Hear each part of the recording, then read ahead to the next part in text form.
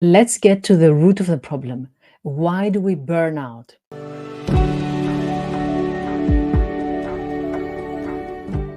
Hello, everybody. I am so thrilled to be here to discuss about a topic which is so close to my heart, why we burn out. And before, of course, we delve into the root cause of burnout, let me tell you a few things about me. My name is Vassia. I'm a passionate psychologist. I'm a founder of Anti-Loneliness, the online platform promoting mental well-being and, of course, helping people, supporting people who are struggling with their mental health.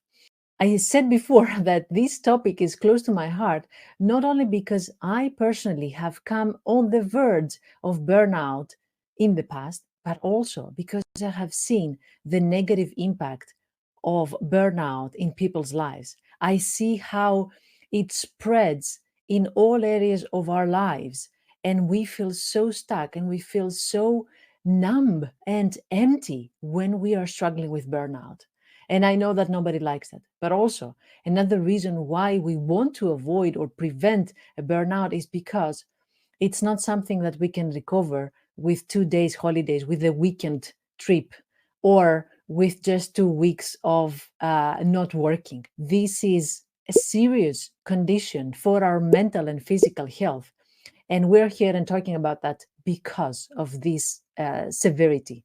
Let's get into the heart of the matter. Why we burn out? I'm sure you heard somebody struggling with burnout in the past or maybe in now in the present. So let's see three main reasons why we burn out, why it happens. First and foremost, overwhelming workload. Nobody can deny that when we are stressed, pressured with a lot of responsibilities, juggling multiple responsibilities, it can affect our mental health. And when we're talking about multiple responsibilities, it's not only professional, in a professional lives, we're talking also about personal lives. So you're not getting a burnout because you're having a stressful project at the moment. You're getting a burnout because of the accumulation of the stress of the projects that you have had in the past. So you're having a burnout because you had 5 projects before this one now, and you didn't take a break. You're having a burnout because in your personal life, there are also struggles and challenges in your relationships, or also because you're struggling with financial problems, or because somebody in your close environment is sick and you have to take care of them, or because you have to make an important decision. You see, it's the accumulation of stress that leads to burnout. And this constant pressure to meet deadlines and to achieve can lead to this overwhelming burden on our shoulders and eventually to a burnout. A second reason, and that's what I almost always see in the people that I treat with burnout: lack of boundaries. One personality trait that I usually see with people who are struggling with burnout and with lack of boundaries is people pleasing. What happens is that we are used to saying yes all the time. We think that we have to be available 24/7. We have this sense of being on call all the time, and we have to be on call all the time, available for anybody who needs us. Either that's your manager or your colleague or your friend or a family member. Being there all the time for them and saying yes to meeting all their needs also comes together with our difficulty to say no.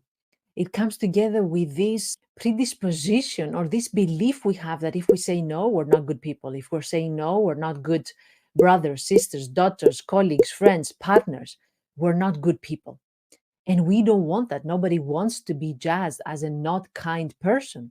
And hence, that belief is enabling burnout, enabling us to be constantly giving and supporting others. And that leads me to the third common root that leads to burnout: the emotional exhaustion and lack of support. What happens is that we burn out because we care. We care for other people, and we care, and because we care, we don't do caring with healthy boundaries. We do caring with no boundaries, and eventually we're going to be exhausted. Eventually we're going to give ourselves away to everybody around us. We are exhausted. We don't have any energy. We don't have any time for us. Either you are helping somebody through your profession or you're helping somebody in your life. I don't know if you've heard also the term parental burnout. The accumulation of stress and emotional exhaustion can lead to burnout. And especially if you don't have somebody to support you, if you're not used to asking for support. Giving is great, but also taking is even greater. You are taking support and there's nothing wrong with that. Usually people who burn out, they think that they can handle anything without asking for support.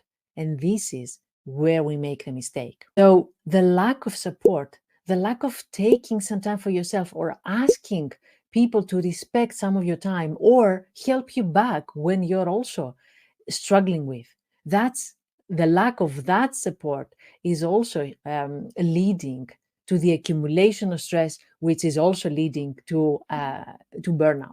So what do we need to do? Let me give you one tip. I don't want to overwhelm you. One tip to start with, and maybe it will sound like the common tip or like it sounds simple, but I know that it's not simple. I know how people who have burned out don't easily practice that tip. So that tip is prioritize self-care. Prioritize your time, the me time, working with yourself, investing time in self-care activities. It doesn't need to be, going to a spa or retreat or holidays. That can be even taking your lunch and have it, at the park opposite your office instead of having it in front of your computer screen. That's already self-care. Or actually not talking about work while you're having your lunch break, talk about something else. That's self-care already. So it doesn't need to be fireworks, it doesn't need to be something grander. Engage in activities that rejuvenate your mind and your body and your soul. It can be listening to your favorite music for 5 minutes. It can be practicing mindfulness for 5 minutes. Really, self-care can fit in 5 minute slots.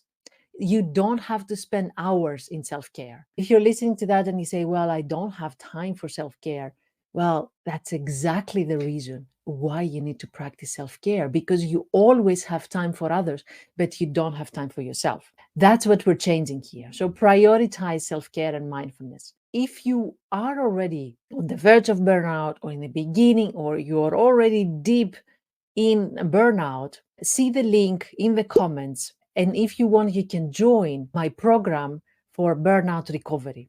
It will start in a few months from now. But if you want to join, because it's going to be a small group, feel free to join the waiting list now. Also, share with me, what is your reason that you burn out? I mean, I just shared with you 3 reasons, but what else can be the reason for burnout? Remember, burnout is a serious issue, is a serious mental health and physical health condition. And just by raising awareness and talking about that, we're already moving the needle a little bit more. We can make a positive change. Thank you very much for joining me today. And I'm looking forward to connecting with you and reading your comments. Take good care of yourself.